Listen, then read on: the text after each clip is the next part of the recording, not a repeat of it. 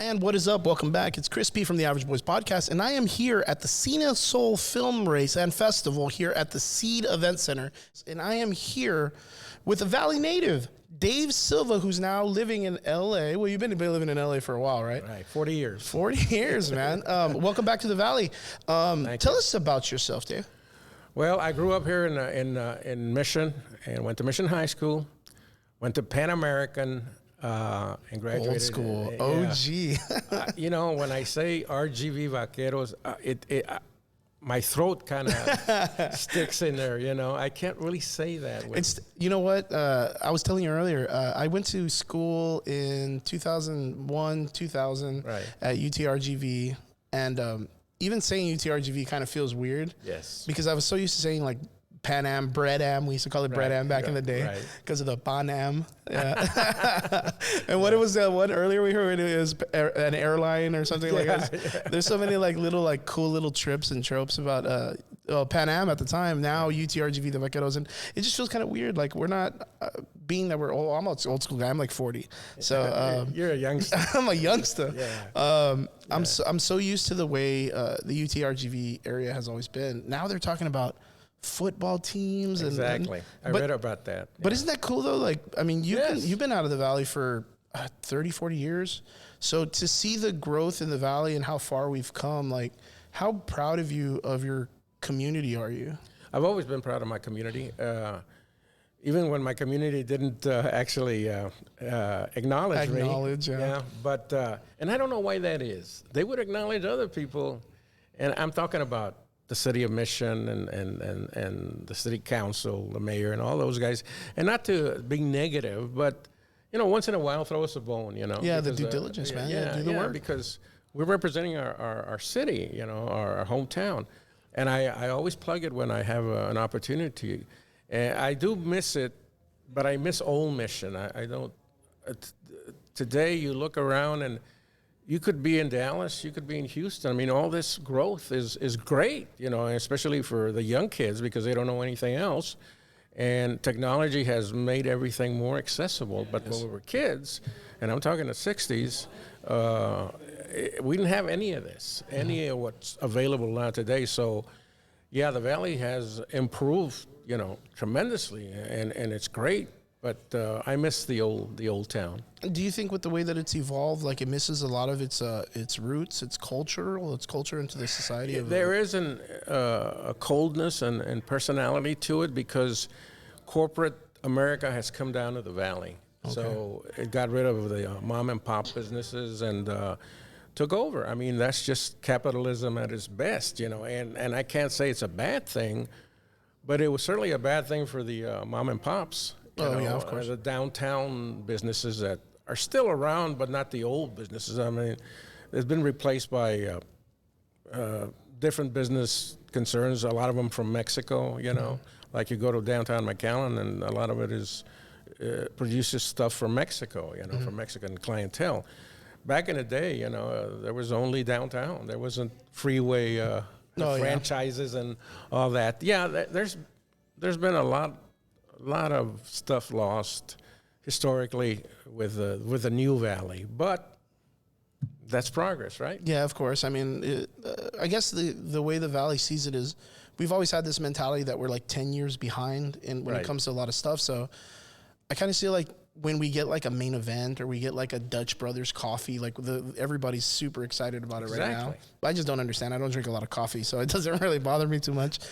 But for some people, it's that acknowledgement to understand that we have it, so we feel validated with the rest of like the bigger areas. I think the Valley's just always had this like this little brother syndrome where it wants to be stepchild syndrome, right? Yes. It wants to kind of be a San Antonio. It wants to be an Austin. It wants to be a Dallas, but it just doesn't have the fortitude or the grandeur, the gravitas to be such a huge city. It wants to be a metropolitan center in all senses, and I applaud that. You know, there's more art. You know, there's better education. There's better medicine out here than used to be. I mean, I don't want to sound like the old guy that says, "Hey, get off my lawn" type of guy, but I appreciate what we had, you know, as opposed to what we have now, which is, I'm not knocking. It's just progress, you know. But Yeah, Old Mission is still very much in my heart, you know. What are your where were your old stomping grounds in the Mission area? Like, where would you like to go? There was only one high school. That's a big difference too for nowadays. You know, I don't know how many high schools now are in the area, but we used to go to the Border Theater, which is still there, Right but on it's Conway, right? I think it's a church now, so they don't show any films of mainstream films, but we grew up on south of the railroad tracks, as you well know, divided the Mexican American population from the Anglo, what we used to call Anglo Americans. Now they're white. Right. Yeah, but we had theaters down there. My mom and dad bought a house right in front of the old Teatro Rio, and we were a block away on the next block, parallel block from the Teatro Rex. So I grew up with a Mexican cinema. The golden age of the Mexican cinema with the Cantinflas and Piporro and Tintan and all those entertainers, you know. The legends. So, yeah, they're really legends, and a lot of them would travel to the valley, to the aficionados that went on at the theaters, you know, El Rey in McAllen, and there was another Mexican theater in McAllen, I forget, but it's gone now.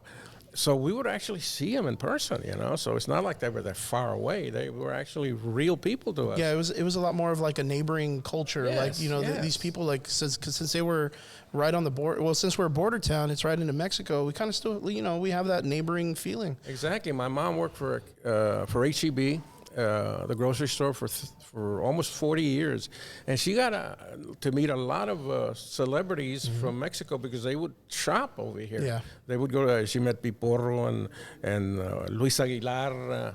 You know, El Santo. Oh, yeah. I don't know what he was shopping for, but yeah. In his wrestling mask and stuff.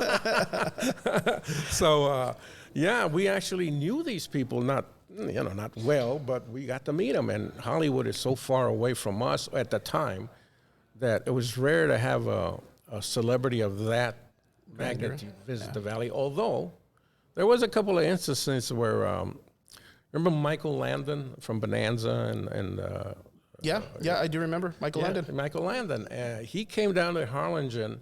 I think it was for what is that thing they do, the March of Dimes thing they do on a weekend to collect funds. He came down for that, and he had his costume on, his wardrobe, his cowboy wardrobe from Bonanza. He did a couple of other series, Little House on the Prairie and something about an angel. I forget the other series he did. But we got to see him, and that was about it. I don't remember any other big shot coming down here, you know. I mean, we've had a lot of celebrities recently. I mean, we've had a pretty big growth when it comes to the celebrity venue down here. We've had, of course, probably one of the biggest Comic-Cons now, South Texas Comic-Con, hosted by Ramsey Ramirez. Probably one of the top 10 in Texas when it comes to it. Like, even we've had William Shatner. Oh, really? Yeah. We've had a bunch of names of people come down just off the top of my head. And it's been really well because like yourself, you've been in the Hollywood scene for a bit. Entertainment business. We had Victor here yesterday. Yeah. And then we have, of course, RJ Mitty, who is now a part of his family's business in the Brownsville area. So I read about that. Yeah, interesting. His family runs the Mitty Cultural Foundation, which is like with the zoo and the rebuilding of Brownsville. That's awesome. And it's so nice to see like people that are in that nature coming to our rural area and kind of rubbing elbows and kind of being like, hey, what's up, man? Like, don't worry, I'm kind of from here. And you're like, what? Yeah. What? Breaking Bad Jr., Walter White's from here? Yes. Like, and he's become kind of like a really well household name.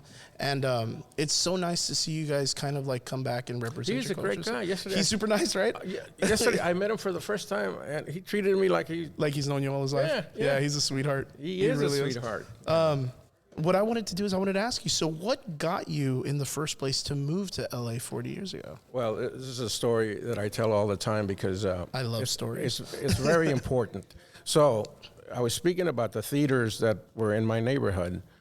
Also in my neighborhood, next to my parents' home, was another family, and there was a kid there named Trinidad Silva. We became fast friends. We went to school together at Roosevelt Elementary, and he got to the 8th grade in Mission Junior High.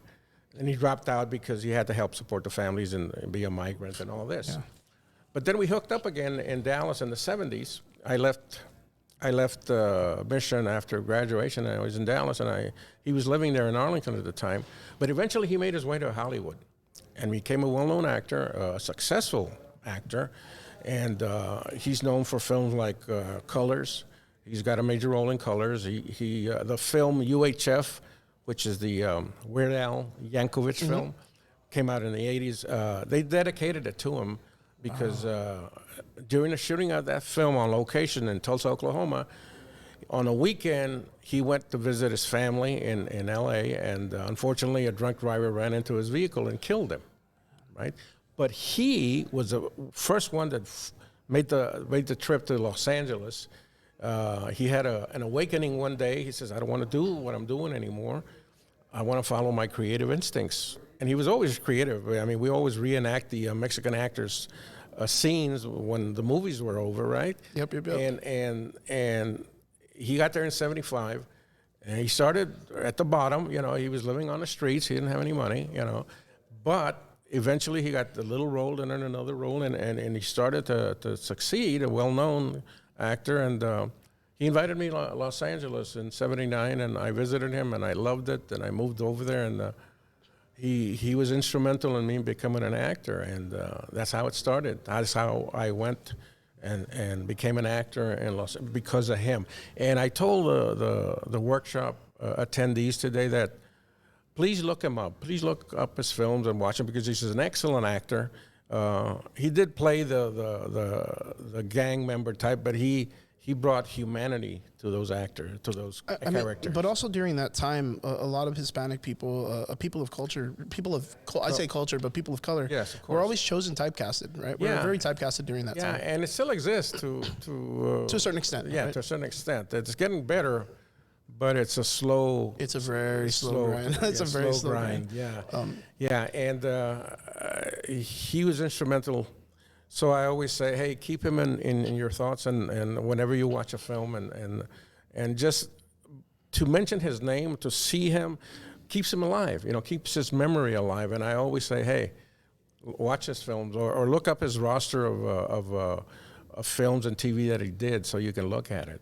I have to ask. I know this is like super. It's kind of not technically off subject, but it's kind of like a faraway subject. Anything. But being that you're part of the Latino culture in Hollywood, and you probably fare fairly well amongst different elites of the Latino actors and stuff like that. How has the conversation changed since one of the big? I'm a big comic book dude. Right. So we just had the release of Wakanda Forever. And they brought in Tenochtitlan, and they brought in all this Mayan culture and the Aztec culture. Brought him, huh? Yeah. Well, Namor, of course, the Submariner, has been a comic book hero since the 50s, right? Right. He was the first mutant. He was fought side by side with Captain America in World War II. Yeah. I had those comics, yes. Well, they brought an Indio actor from Mexico, Tenochtitlan, to play Namor. Now he's Namor. Now he's a Latino. Yeah. And the whole culture is called Talocan, and it's all based on the Mayan culture that disappeared in Mexico, went underwater because of some situation. Kind of like the Atlantean story, I guess you could say, like Atlantis. Yeah. But instead of it being based in the Greek or Roman region of the world, it's now based in South America. Okay. So how has the conversation changed with such a big move to make a primarily gendered character that's, of Anglo culture or whatnot into a Hispanic culture, and the opportunities that it feels? Because for Tenochtitlan and one of the other actresses, they come from like the Indio parts of Mexico. Right. And even in our culture, they're kind of not represented correctly a lot of the times. They're still they're not really, I guess the image of them isn't really praised in. There's in a the negative connotation to that indigenous people. But being that now they have been chosen to play these a whole new culture in the Marvel universe. Right. How do you think the conversation is going to change now for the Latin American community when it comes to acting and Well, film? I hope it opens doors for other actors of color, especially Latinos. Now, Tenoch, he was a particular looking actor and what they wanted. Like the actor from Apocalypto. Apocalypto, yeah. Yeah, there was a certain look about him and a certain attitude about him that got him the job. Now, between Apocalypto and now, he hasn't worked a lot, at least in American films. The actor. The gentleman, from Apocalypto. Yeah. So hopefully the Marvel Universe will open a lot of doors and follow Tenoch's footsteps and give us more opportunities. But that's not always guaranteed because the Marvel world doesn't have a lot of Latino characters, heroes in the comic book world. Yes. Right? DC doesn't have any that I can remember because I grew up with DC and Marvel. And we just hope, let me give you an example. In 1986, when La Bamba came out, all the Latinos, the Hispanic Hollywood groups, and there was 2 or 3 of them at the time, were saying, wow, even Edward James Olmo, Eddie, who's a friend of mine, said, they've awoken the sleeping giant. Well, here it is, 2022, and I guess that giant went back to sleep. Yeah, I guess he's napping or something. Yeah, because every decade, Eddie's been saying, well, this is the decade of the Latino, and it really hasn't been that much difference as far as employing in front of the camera and behind the camera and writers and producers. There's still a woeful lack of representation. Representation for Hispanics and Latinos. And I hate to sound negative because, you know, when you make a film, you're a creator and you get to choose what you want to do. So if these creators are choosing, you know, whites or blacks or whatever, that's their vision, right? Which we should start doing or are doing now to a greater extent. Because that's the only way Latinos are going to succeed in Hollywood to a greater extent. Right now, we're employees. We work for other people, you know. Okay, Eva Longoria do this, or Damien Bashir, which is another Mexican, do this. You know, we don't have our own stories being told. We're just being hired out as actors. So we have to write them and get them produced and get them green lit. We need a guy high up on the chain of command in Hollywood to green light these Latino stories. Their visions. It's coming along. People like John Leguizamo, he's a hardcore activist. Oh, yeah? Yeah. So, I mean, he's out there pushing, Yeah, he's pushing it. There are others, como, what was the name of that lady from Superstore? America Ferrar. Oh, America Ferrar. Yeah, she's pushing it. She's a great activist. You know, but there are not enough of us out there with that kind of pull, you know. Yeah, of course. First of all, you have to get noticed, and then you have to get a little power. And then not only that, like, our culture's always been real, like, not chiflado, but it's always been real, like, not huevón, but it's always been real laid back. We've always been real chill. So, like, when something is created about us and it's a parody or something, we laugh along with it, and we never take it as offense. And then when it comes together for us to rally together to build something like that, we never really push for it too much. That's the problem. The problem is when there are product out there is Latino product to be seen on the big screen or on a TV monitor or even a podcast or web series. In general, just in general. They don't get the numbers. Yeah. They don't get the numbers. They'd rather go see the Marvel world or Al Pacino or whatever, Brad Pitt. We represent like 24% of the cinematic audience that goes to these films in theaters. Mm-hmm. Well, we're only like what 12% of the population, or maybe 15%. Yeah. So we overrepresent as far as supporting the product. Yes. But when it comes to the product of Latinos, we're not there. Yeah, mediocre at best. Yeah, mediocre at best. Yeah. I mean, didn't the local actor Raúl Castillo wasn't he like a? I mean, he's been out there doing some major films. Right, major but films. He working also with played like a superhero. Well, he was in a superhero film, or I mean, was it a superhero film?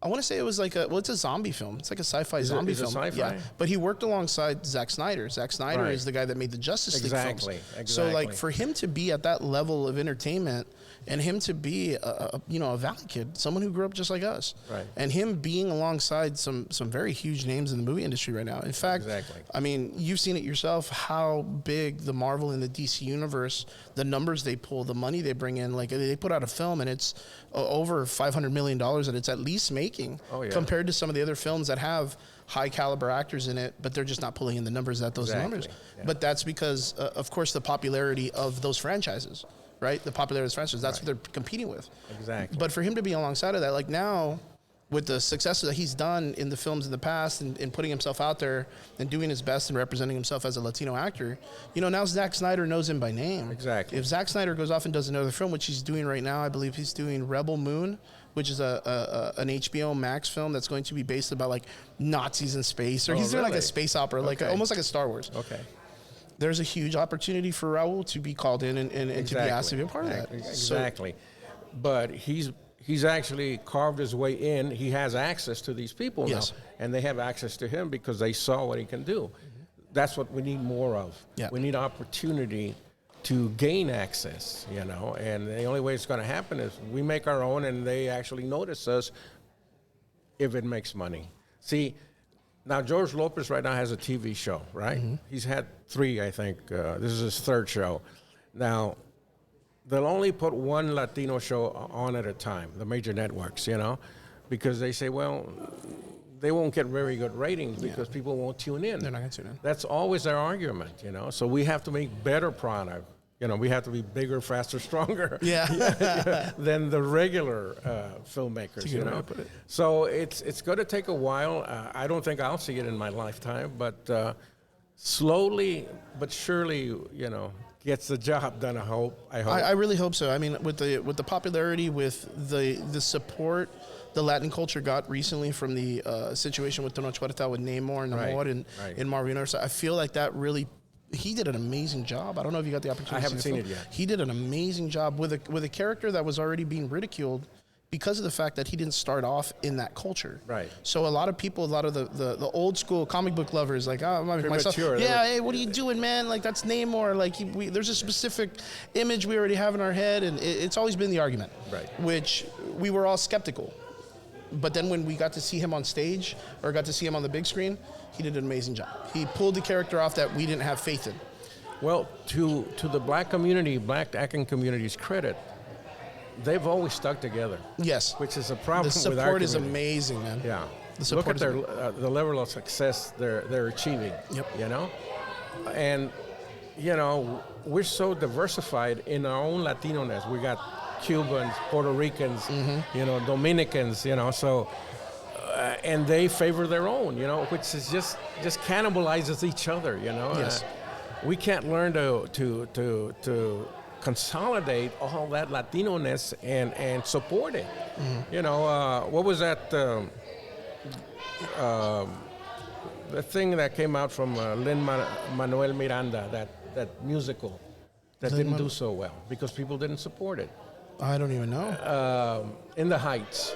In the Heights came out, and there was a lot of publicity about that, a lot of push because Lin-Manuel, right? Yeah. He done the great play. So everybody thought that this was going to be a breakthrough for Latinos. Puerto Ricans, mind you, but still Latinos, you know, African Latinos, also in the movie. It didn't go anywhere because people didn't support it, you know. So we have to start supporting our own product, and I don't know how you get there, except produce better product. Yeah, or kind of encourage the culture to come out more. Right. Encourage the culture. Like for the way that I saw it too was the acknowledgement of when this situation happened with the Namor film with Marvel, there was a huge release party in Mexico. Huge party. They brought Marvel down. They brought the actors down to Mexico itself. They red carpet. It was a beautiful turnout. Really? So what it did was I think it kind of invigorated the culture to come out more to the cinema. Okay. You know, to come out and support because it was associated with such of course a big name, Disney, Marvel, and there it is in the heart of Mexico City.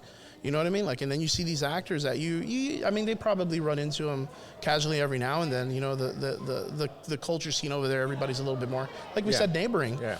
But then to see like some of the actors from the original Black Panther film there, Ryan Coogler there, you know, it's amazing. It's cool. It is amazing. Yeah, I think it's that fact of bringing the cultures more to those communities. Right. And that's what I think is going to invigorate the audience to be more of a part of it. Yes. Because like with us here, when we bring a celebrity like yourself down, you'll see how warmly everybody wants to be acknowledged by you. Of course. And you yourself coming down, I mean, it's not as big as, you know, an LA convention, right, or it's not as big as like even Austin or a Dallas convention, but the people are very acknowledging to you. Oh yeah. You know, and they're very supportive. At that moment, they're like, hey man, I'm about you, bro.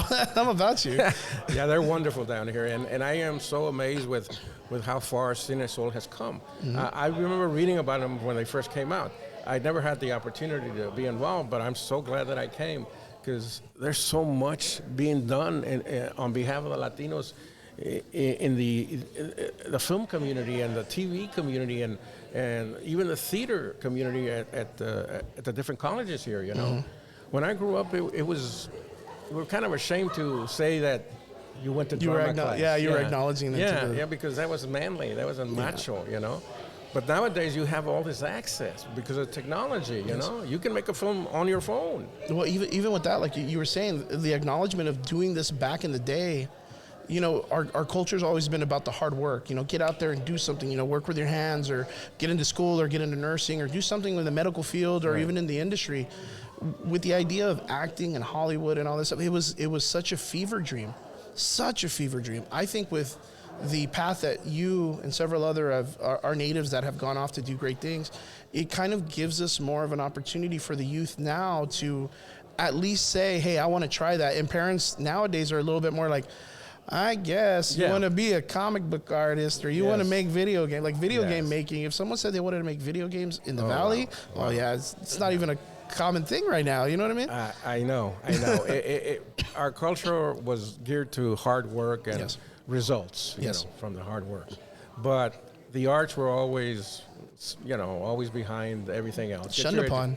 It was shunned. Yeah, it was very shunned upon. Yeah, that's the correct terms.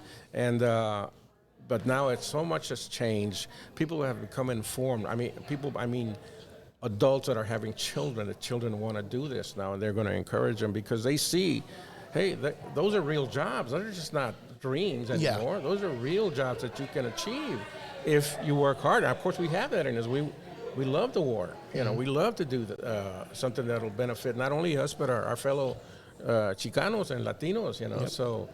I love what you guys are doing here, what CineSol is doing here. I mean, this building is great. It's beautiful, isn't it? It's a beautiful building. Yeah, it's so when awesome. I grew up in Mission, we didn't have anything like this, man. Lord, you know, this is so modernistic and like in the future, you know. Yeah, the contemporariness is so beautiful in this building. It's great. So there is no reason for a young student or a young adult that aspires to the arts in Los Angeles, Chicago, or New York, or even here, not to have access to it. There's no reason. Now there's no excuses. Yeah. If you want to do it, and even now, like you say, the parents are coming around. They say, hey, you know, Even though there's a little bit, like, I guess you could say, like a little worry, or it's just one of those things like the parent probably believes like, oh yeah, it's like throwing a dart and hitting a bullseye, right? It's very niche that there's a possibility you're gonna make it. Right. I think the opportunity is a lot more vast than it was during your time, which is probably way harder to be a part of it. Exactly. Yes, it was. I wish I knew half of what they're teaching here today. Oh, At least half, because I went in blind. You know, I didn't even have training. I mean, now you have theater and film and art classes, and you have all that now to prepare you at least for the basics before you get out to the bigger cities. You know, that can have more opportunity for you, like Austin or Atlanta, of course, LA and New York, of course. But back then you didn't have any of that. And like we said earlier, you were shunned. Yeah, sure. You know, it wasn't a macho thing to do for a man, you know. For a woman, yeah. So I have to ask. I mean, go ahead. Being that back in the day, the culture was very strict on us, right?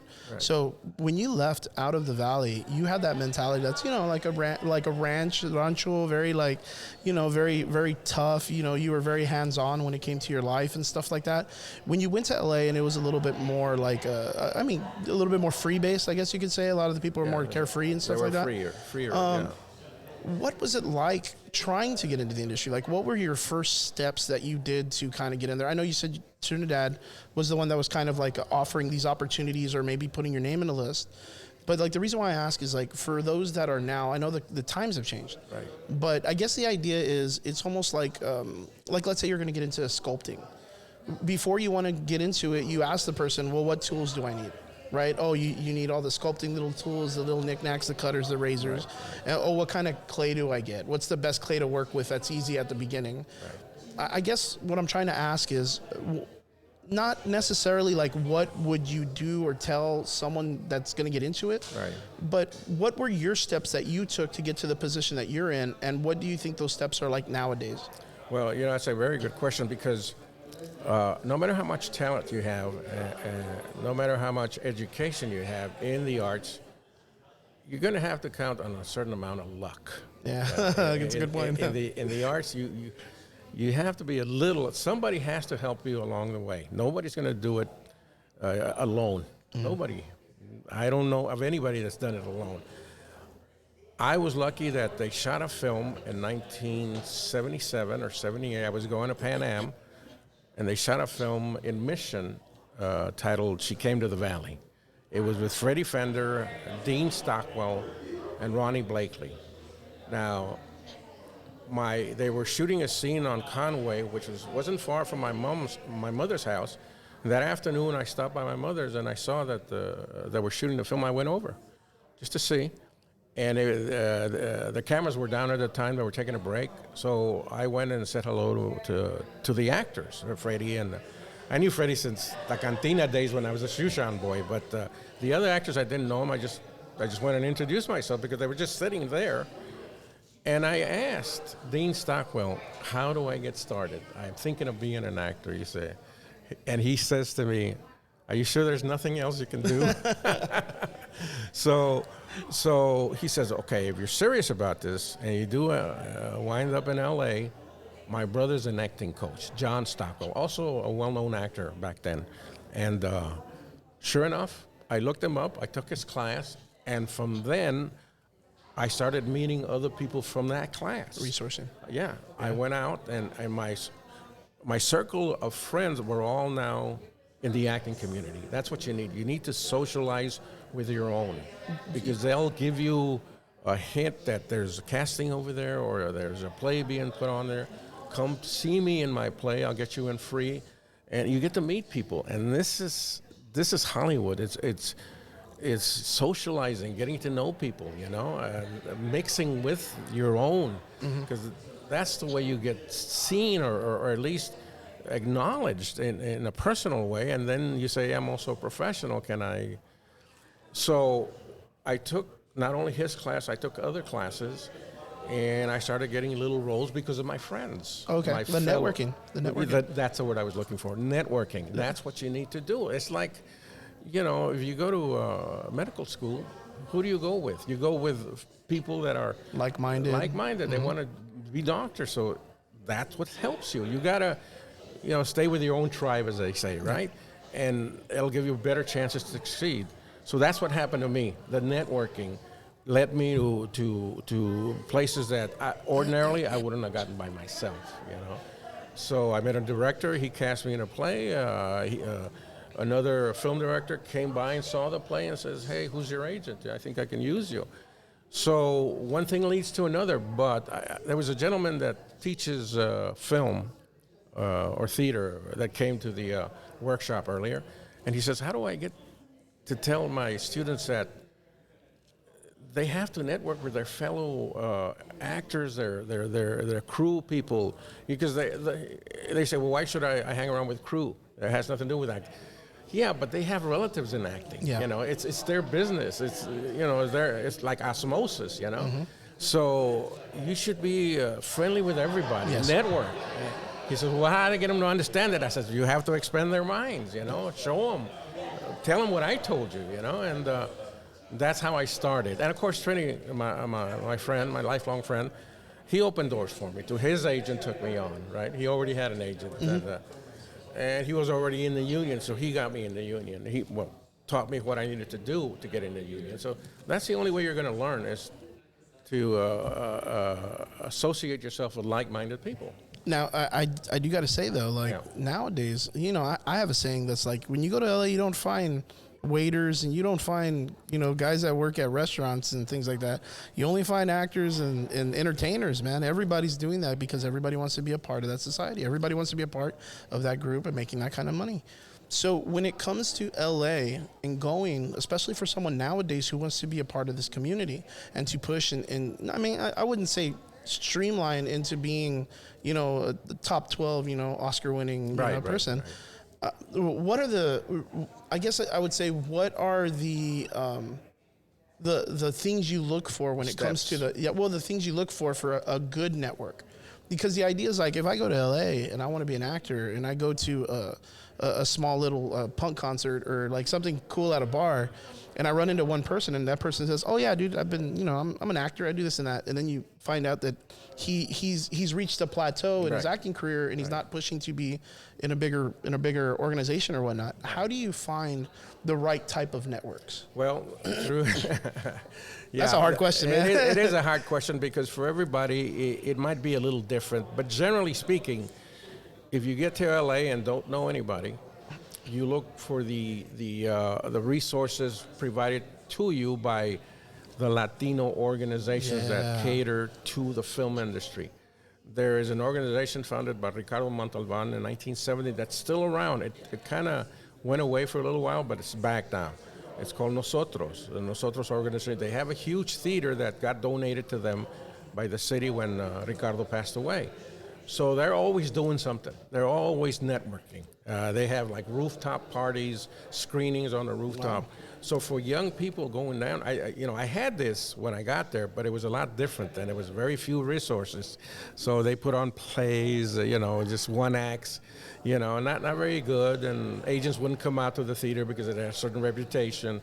And it was a very little theater, But nowadays, there are a lot of organizations. It doesn't have to be Latino. There are, all time. If you look up the film commission in Los Angeles that regulates film shooting and all that in the LA area, LA County, they can refer you to resources that you can use. Schools, organizations, social networking. It wasn't like it was back then. It was trial and error. Well, I spend my time there and I've wasted it. I went with this guy, and he said he was going to put me in a movie, and it just wasn't true. Yeah, false or something. Yeah. So everybody says they got a project, but you got to weed out the people that are just posers, right? Yeah, of course. Because there's a lot of that, and there's a lot of people willing to take your money. Oh yes, of course. Yeah. There's classes that you don't learn anything, so you got to know who the right teachers are, the right classes, the professionals in the business, the real deal. Because there are a lot of fakes in Los Angeles, like in any business here. Scammers and con artists and stuff. People want to take your money, and they'll gladly do it. I'll teach you how to be an actor overnight. Sure, that's not going to happen, but hey, you got dreams, and maybe he can help me, Maybe that's your only outlet at the time when you get there. So you got to be very careful. And the other thing I say is that you have to have a little money with you. Because you have to have a place to live. Okay. Well, you don't have to, but if you want to, survive, you have to have a place to live. You have to have some wheels. Doesn't matter what kind of car you have, but as long as you can get to the auditions, as long as you can get around. Yeah, and eventually you put up your photo. You have to have a very good photo of yourself, a natural one though, how you look. Your natural looking self, not your Hollywood look, just your natural looking self. And then you start putting together a resume, and then you look for an agent. You talk to your buddies, who's your agent, blah, blah, blah. And eventually all those steps leads to your eventual goal is becoming a working actor. Very, very good. So, and eventually you get into the union, you get higher paying jobs, you get protected by them, and there you go. Dave, where can we find your information and stuff like that? Well, you can go to IMBD, and I'm there, and you can talk to Henry. If anybody's in LA, and I've told the people that are interested in going to LA, I says, ask Henry for my contact information, and if you're in LA, give me a call or an email, and I'll lead you in the right direction. It might not be a successful right away thing, but you need to start working, and to audition is work. That's your job. That's your job, to audition, because 9 times out of 10 you're not going to get the job, and it's not because of your lack of talent. It's because they're looking for something. They're looking for a nit that they can't describe, but they know it when they see it, right? So you're not going to be successful starting out, but when you get going, when you learn your craft, you get better at it, people will look for you. You know, that guy that was in that play or that movie, let's bring him in, you know. So, yeah, and now self-tapes. You don't even have to go to a casting director. Now you just send the tape in. And you have all these opportunities to make it the best tape you can. It used to be you walk into a casting director, you got one shot at it. One shot. Yeah, okay, next, yeah. So now you rehearse the scene, you put out your best video of that scene, and hey, but you got to get it in early because now they're getting like 100, where it used to be, well, I need 20 actors for this role. Now, the casting director is going to look at the first 20 and sees, oh, this is the guy I want. Nice. And the 80 that are left, yeah, they just let them go. It's a question of time, you know. Yeah. Yeah. So. Well, Dave, I got to say thank you so much for being on the show. We really appreciate you, and thank you for coming back down to the Valley and inspiring more actors and actresses to keep following their dream. It's a pleasure, man. And whenever I'm down here, I'll look these guys up because I know they're doing great work. Thank you so much. Thank you guys for tuning in. We'll see you guys again next time on the show. Laters. Bye-bye.